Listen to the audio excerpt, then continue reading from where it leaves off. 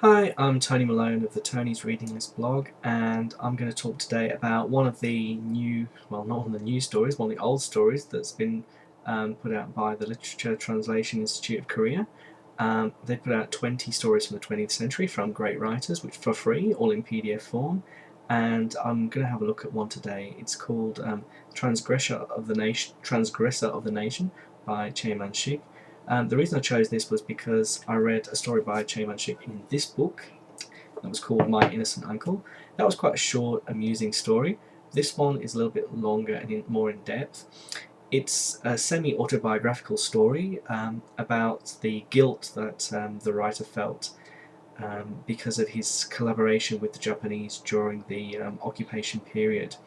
It takes place actually after the end of the occupation. It's a frame narrative where a meeting with a writer who didn't comply with the occupiers throws him back into a bit of a spin, and then we go back through the details of how he helped the Japanese.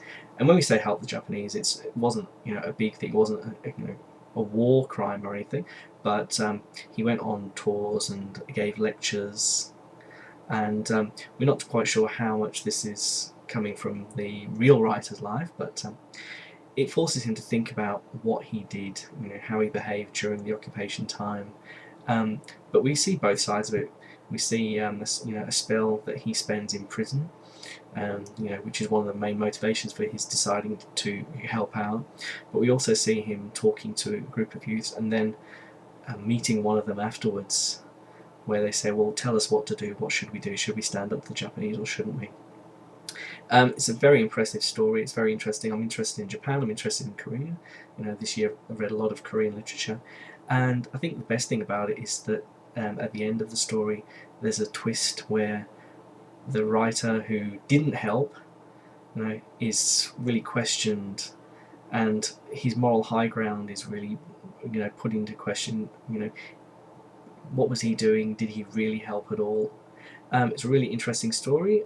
Really enjoyed it, and yeah, I think this is a writer that I'd like to see more from. So I think there's one more among those 20 stories. So yeah, might get around to that one soon as well. Okay, that's all for now.